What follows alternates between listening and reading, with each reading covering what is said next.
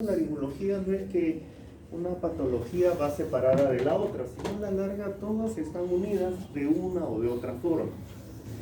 Por ejemplo, habíamos hablado de los respiradores orales hace una semana. ¿Qué pasa con los adenoides? ¿Interfieren algo? ¿No interfieren? Crecen. A ver, cuéntame. Crecen. ¿Mm? Los adenoides crecen, Ya. obstruyen la vía aérea. Ya. ¿Y dónde se ubican los adenoides? La parte de la laringe. A ver, la laringe está por acá. Tenemos orofaringe, orofaringe. ¿Dónde? A ver, ¿dónde? Mire, láncese la idea nomás. Nosotros acá no estamos para reprochar a nadie, sino para aprender todos. Hasta yo aprendo de ustedes. ¿Algún nivel? ¿Dónde está? La nasofaringe. Ya. ¿Y dónde está ubicada la nasofaringe? Mira. Mírame a mí y dime, y me dices, escucha, este pata tiene cara de poco instruido. Este a las justas sabe leer el titular de la JA. ¿Ya? ¿Cómo le explico en qué parte están los adenoides? A ver, explícame en una forma sencilla dónde se encuentran. La parte donde se conecta la nariz y la garganta. La nariz y la garganta. Pero para ellos la garganta es acá.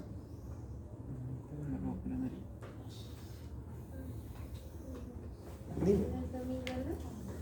Ya. Pero ya, yo te digo, ¿y qué son las amígdalas?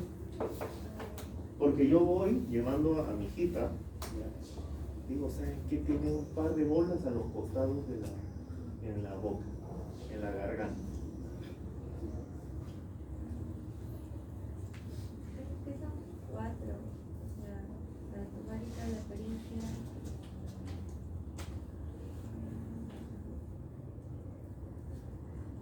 Ahora tienen igual. Y dependiendo, por ejemplo, las dos primeras están en naso y las otras en orofaringe. ¿Y la tubaria en dónde está? La torácica está en nasofaringe. Ya, pero ¿en qué parte?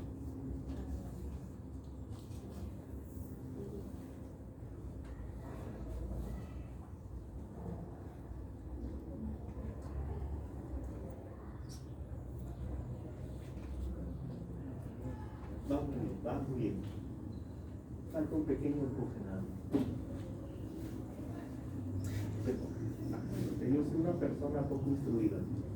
¿Dónde me dices que está los adenoides? Ya, pero una cosa es lo que comúnmente yo sé que las amígdalas son ese par de pelotitas que se hacen a los costados cuando abro la boca, pero los adenoides.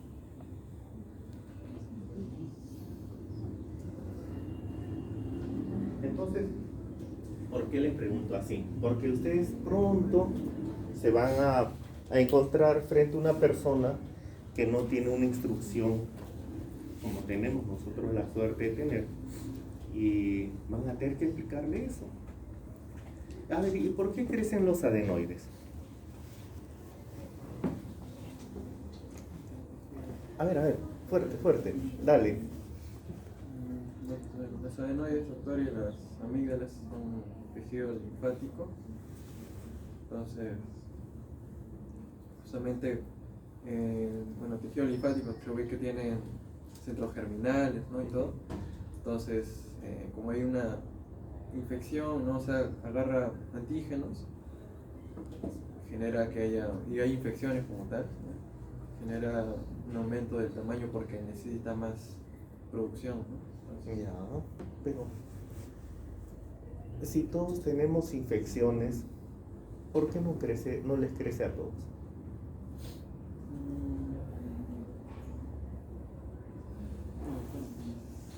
Es que esa es la respuesta, no se sabe. O sea, Lucía, muy buena respuesta.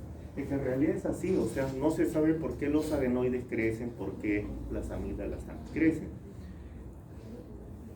Muchos dicen no solamente problema o que haya infecciones que lo hagan crecer, muchos dicen también de que puede ser por un fenómeno alérgico.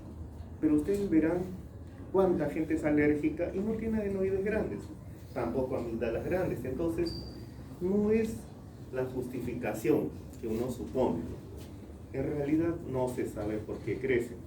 Pero, como bien habló tu compañera, ¿ya? Tenemos ahí las amígdalas, ya tenemos los adenoides que está atrás de la nariz, ¿ya? Retronasal. Las amígdalas tubáricas, ¿dónde estarían? Si están ahí cerquita.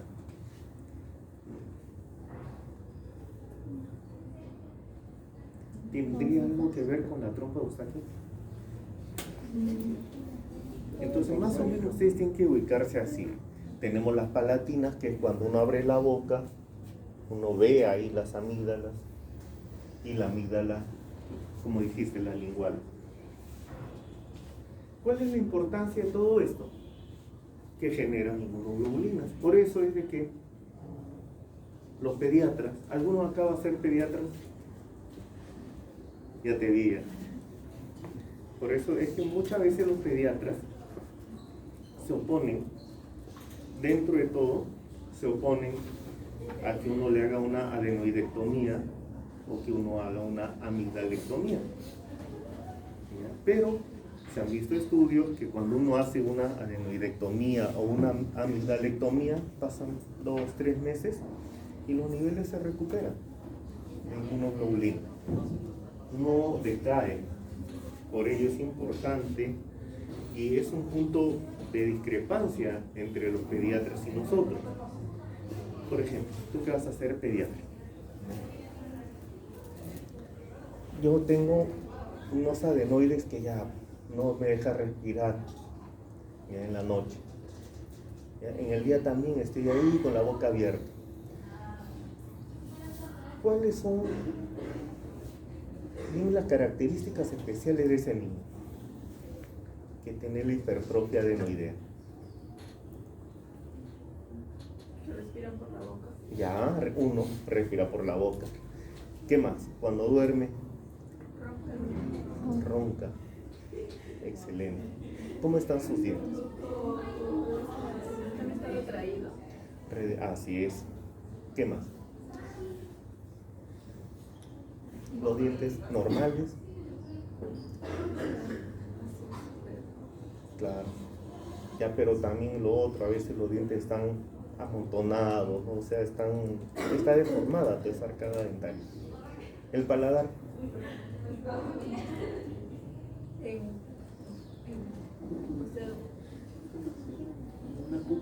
Exacto. Ojival le llaman. ¿Y cómo escucha?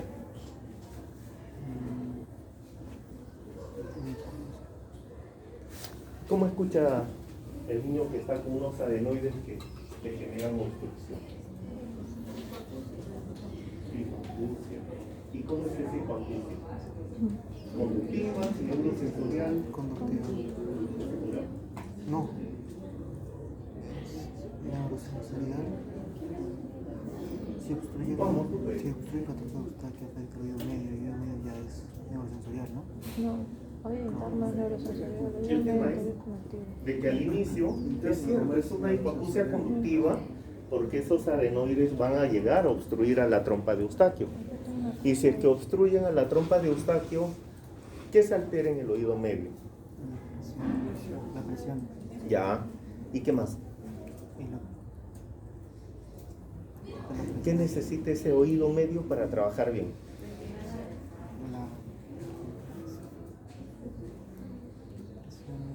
Vamos, tú puedes. Que la cadena de huesecillos vibre. Ya, la cadena de huesecillos vibra, ¿pero por qué? Por la membrana timpánica. Ya, está la membrana. ¿Pero qué necesita esa membrana timpánica para poder vibrar con facilidad? Creo que cuando una persona sufre de constantes enfermedades de las amígdalas, la membrana timpánica se vuelve más débil. No, al revés. ¿De la amígdala faríngea o de la palatina?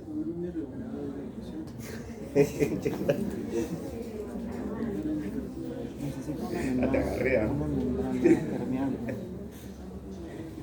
Lo que pasa, a ver, vamos a repasar un poco. Si nosotros tenemos la trompa de Eustaquio, o sea, ya me llaman para cocinar, seguro.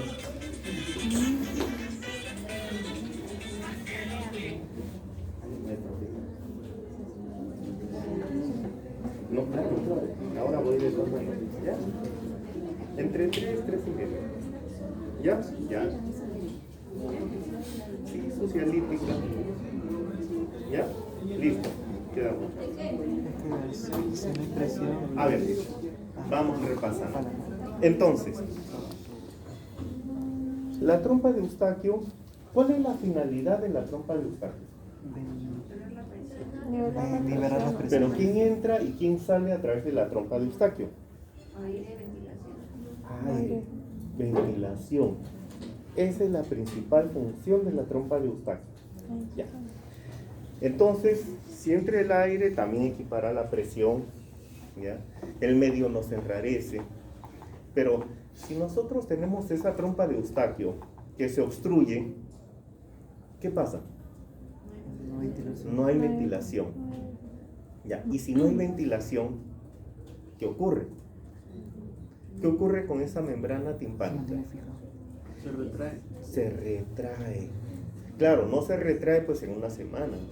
Pasa el tiempo y se empieza a retraer. Por eso es que nosotros solicitamos siempre la timpanometría o impedanciometría, le llaman. Son unas curvas que miden la movilidad timpánica. ¿Ya? Bueno, entonces, y ese es el segundo punto de discrepancia con los pediatras, porque los pediatras dicen, no, si total los adenoides llegan a los 12 o 14 años, ya no los va a tener, ¿para qué lo van a operar? ¿Sí? Y ahí tiene razón su compañera cuando dice, sí, pues al inicio es una hipoacusia conductiva. ¿Por qué? Porque si está obstruyéndose la trompa de Eustaquio y no ingresa el aire, entonces hay algo que está impidiendo esa movilidad normal del tímpano. Pero ¿y si pasas 6, 7 u 8 años, 9 tal vez, sigue siendo conductiva?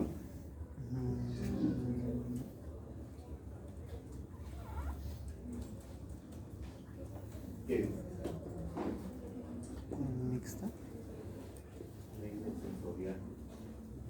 Por eso es que muchas veces los niños, 12 años, 13, ya queda pues hipoacusia neurosensorial. ¿Y qué queda con los niños? Utilizan audífonos. Pero si nosotros vemos esa membrana timpánica, se empieza a retraer y puede llegar inclusive la membrana timpánica, se puede meter tanto que se pega con la pared interna de lo que viene a ser el oído medio y ya pasa a una otitis media. Crónico. ¿Mm? Crónico. Crónico. No, ¿cómo? Pero dijo otitis medio. Claro, es que hay diferentes tipos de otitis media, pero si la membrana timpánica, que es este pizarrón, se pega con las ventanas, se está adheriendo. se está adhiriendo, pero el nombre que nosotros le ponemos es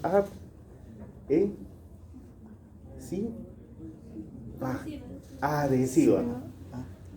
¿Ya? Entonces, esa otitis media adhesiva tiene dos caminos. ¿Ya? O sea, el oído se empieza a retraer el tímpano, ¿ya? Y el primer camino es que ese tímpano empieza a comprimir a la cadena osicular, ¿ya? Lo aplasta totalmente, lo desaparece y esto se pega totalmente con la pared interna y se hace como un fondo de saco ciego. Pero en otras oportunidades ese tímpano se va retrayendo, pero empieza a generar lo que llamamos bolsillos de retracción. O sea, hace como si tuviera un pocito ahí, ¿ya? Pero es el tímpano que está adquiriendo esa forma. Ven el tímpano y de repente como un pozo. Pero también el otro camino es que ese pocito se perfore, ¿ya? Y llega a haber una parte adherida y la otra perforada. Y si es en la parte superior, ¿Qué genera? Esa ¿Cuál perforación. colesterol? Ya sabía yo. Así es, el colesteatoma.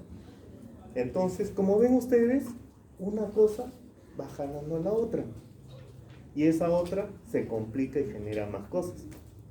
Por eso es que, como les decía, en el caso de otorrino, todo está unido. A pesar de que empieza con un problema retronasal, como va complicando al oído de estos pacientes.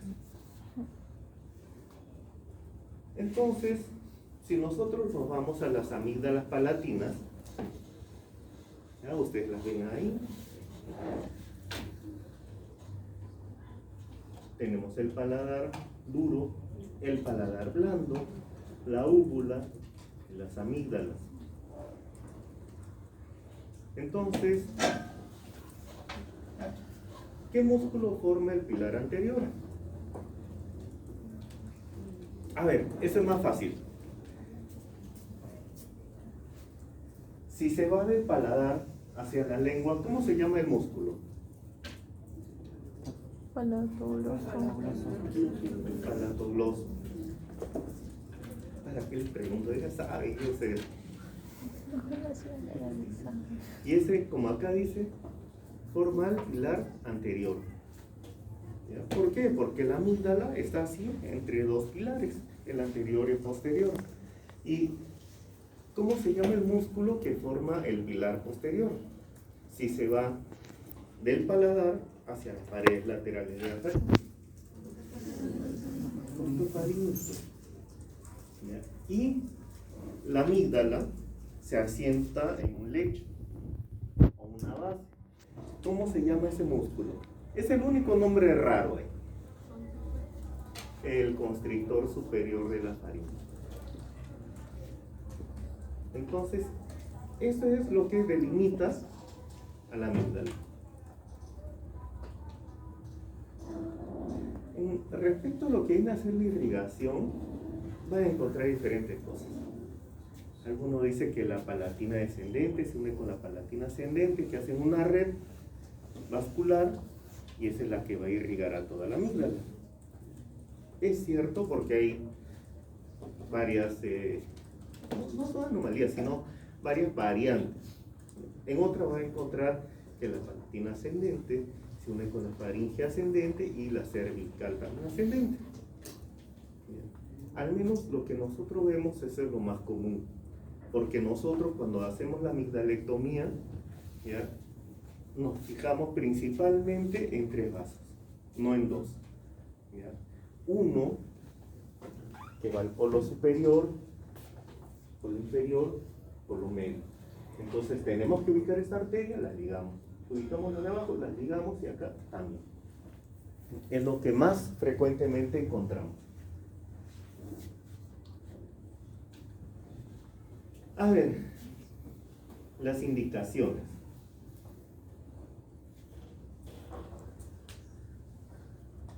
A ver, ¿qué pasa con una persona que tiene el SAOS, el síndrome de apnea hiposmia obstructiva del sueño?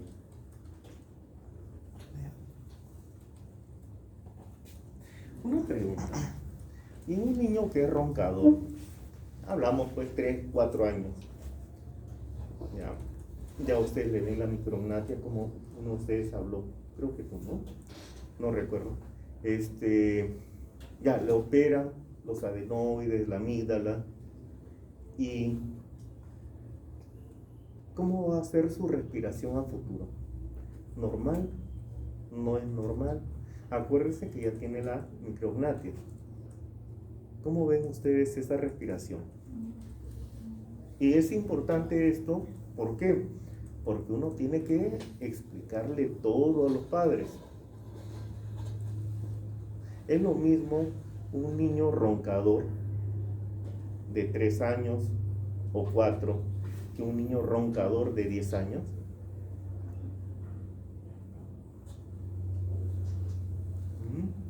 ¿Qué me dicen ustedes?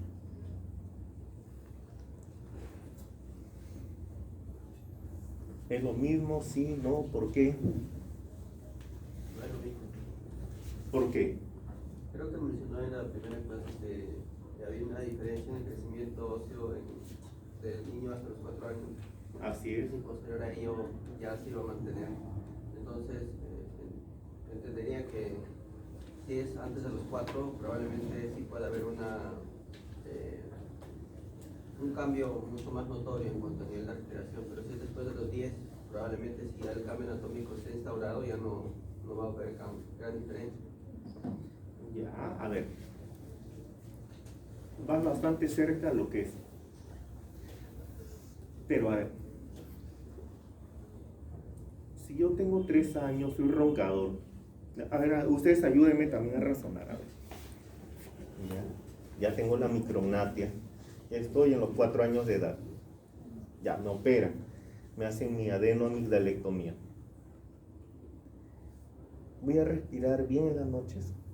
¿En cualquier posición o no? A ver, tú me estás diciendo que no. A ver, ¿por qué? Justo en la rotación vimos, cuando nos mostraron un paciente que se le saca la radiografía lateral, entonces se tomaba la silla turca como para poder identificar dónde se encuentra la amígdala. Ya. Entonces, cuando el espacio estaba reducido, el paciente tendía a presentar ronquidos durante la noche, dependiendo del espacio que había ahí. Ya. Pero ya tú ya le sacaste los adenoides. ¿Cómo crees que va a respirar ese muchacho que está así, ¿no? O sea, ya tengo el maxilar inferior pequeño, ¿ya? La expectativa de los papás es que van a respirar bien, a partir de ahí hacia adelante, ¿no? Porque ya lo operaron. Pero pasa su primer control, va a decir, sí, se está respirando muy bien. De repente, al mes, te dice, pero sigue roncando en posiciones.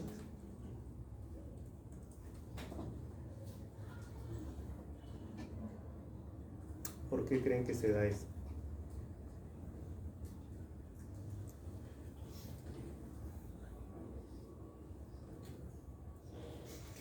Lo que ocurre es de que no solamente, a ver, tenías una idea, ¿cuál es?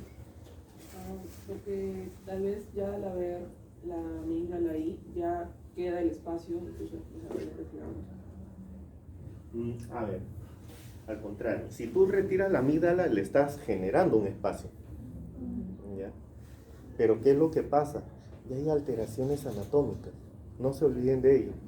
El maxilar pequeño, tal vez la lengua grande, ¿ya? El paladar blando demasiado pegado a la pared posterior de la faringe. Entonces ese muchacho va a crecer y siempre va a tener una deficiencia respiratoria.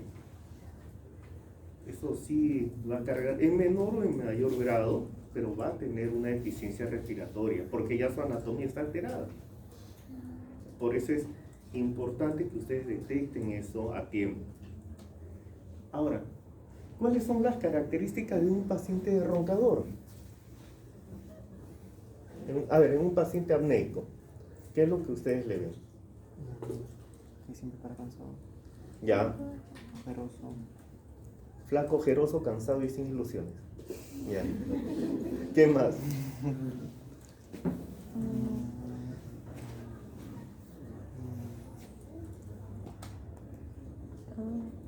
Dolor de garganta, quizá al respirar por la boca es como que inflama, ¿no? la garganta. Irrita. Le irrita. Su desarrollo intelectual, ¿qué tal es? Bajo. Es Sí, Eso sería bajo. es bajo, ¿sí? ¿Y por qué a ver, ¿y por qué bajo su rendimiento intelectual? Porque al respirar por la boca no oxigena bien el cuerpo y por ende si no oxigena bien el cerebro no está, digamos, el cerebro adecuado como para prestar atención o retener la información. ¿Y por qué no está oxigenando bien? porque respira por la boca. Ya, pero si la boca es más grande que mi nariz, se supone que yo debo oxigenar mejor. Es que sería porque está respirando por el lado equivocado. Usted nos comentó que el aire ingresa por las fosas nasales de manera laminar y se ve turbulento cuando pasa por los cornetes y va chocando y entra directamente. Supongo que por la boca no hay ese rebote. Ya es cierto. ¿Y eso en qué altera? Ya, tú ya me estás diciendo cuando entra. Ya. ¿Y eso en qué, como te digo, pues, ¿y cómo se come eso? ¿Qué pasa cuando sale el aire? Cuando exhalas. Cuando expiras, cuando expiras. Cuando expiras. Como le dije, si nosotros tenemos el pulmón, ya, uno inspira e ingresa el aire al pulmón. Ahora, el pulmón tiene que botar ese aire que tiene, ¿ya? Entonces, estás exhalando. Pero, ¿cómo tiene que estar el aire del pulmón, hablando en presión, a comparación de la parte externa? Debe ser mayor. ¿Y cómo logra ser mayor?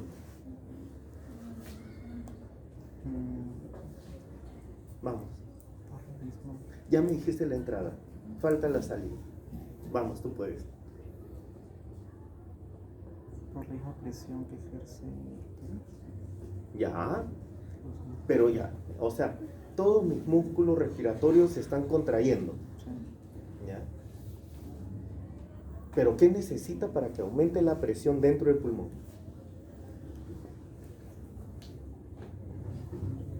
¿Que sea un sistema cerrado? Me vas a dar la respuesta. Mira, tienes tu manguera, ¿ya? Ya se ha abierto todo el caño. Entonces el agua está saliendo primero laminar y no hay algo que le haga resistencia. Le metes el pie acá, ¿ya? Si tu manguera está media viejona, vas a ver que por lado se dilata. Pero ¿y cómo sale acá? Turbulento, ¿verdad? Ya. ¿Y qué has hecho tú para que acá se dilate? Para que haya más presión en las paredes de esta manguera. No ha cerrado, está abierto el caño. Ya. Y entonces, para que aumente la presión dentro del pulmón, ¿cuáles son esos dos sitios que le hacen mayor resistencia para que aumente la presión dentro del pulmón? Los conos. ¿Conos? ¿O los meatos? Acá por turbulencias. Lo has dicho, o sea, sí, tienes razón. Porque los sitios de resistencia en la nariz, ¿cuáles son? Los conos, los meatos conos. Los cornetes, sí. ¿Y hay otro más? Sí, son dos.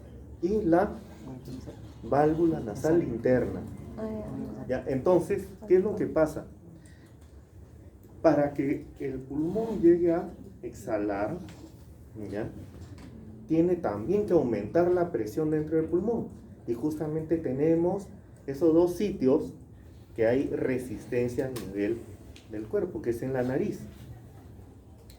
Y una vez que aumenta la presión dentro del pulmón, ¿qué evento ocurre? El intercambio gaseoso. El intercambio gaseoso. ¿Por qué? Por las presiones. ¿Qué se dilata? ¿Qué se dilata bien? El alveolo. Los alveolos terminales. ¿Ya? Entonces, como ven, todo está unido. A diferencia de que si uno lo hace por la boca no le da resistencia al pulmón para que pueda exhalar. Esa es la gran diferencia. Y por eso es que hay una diferencia, ¿ya?, de oxigenación. Y muchas veces los neumólogos dicen, pero que duerma con la boca abierta no tiene importancia. Seguramente él es apneico, supongo. Entonces, como ven, para la amigdalectomía tenemos indicaciones absolutas. Ya la amigdalitis a repetición también, ¿ya?, amigdalitis hemorrágica, la asimetría amigdaliana. nosotros cuando vemos la simetría amigdaliana, tenemos que hacer la amigdalectomía total, pero en las dos amígdalas, no en una. Porque uno tiene que saber primero qué pasó con esa amígdala para que crezca tanto. ¿Ya? ¿Y qué pasó con la otra? Para que no haya crecido.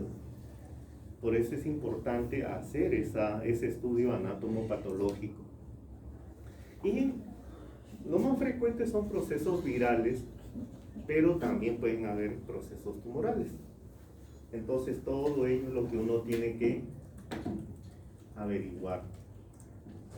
Dentro de las indicaciones relativas, ya tenemos, como dice ahí, enfermedad de Berger, ¿ya? El síndrome PANDAS. ¿A qué se refiere el síndrome PANDAS?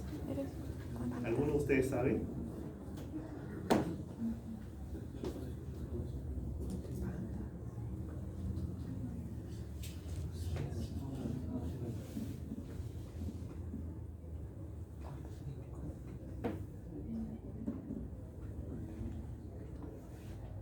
Es un trastorno neuropsiquiátrico, ¿ya? Y este trastorno neuropsiquiátrico autoinmune se da principalmente por la presencia de el beta, así es, el estreptococo beta hemolítico. Ya, entonces, como verán ustedes, es importante.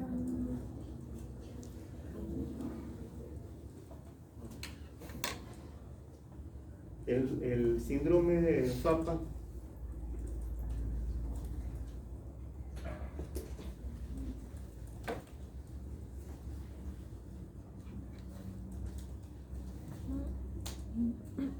también es un trastorno autoinmune, pero en este acá, ¿qué es lo que vamos a ver? Presencia de aftas, adenopatía cervical, ¿ya? La faringitis. Y esto cuando es ya repetición, ya hay que sacar, hay que hacer una amigdalectomía. La tonsilolitiasis también. ¿Cómo son los tonsilolitos? Ahora que están rotando ustedes en otorrino, ¿han visto tonsilolitos? ¿No? No es tan frecuente verlo, pero ¿qué es lo?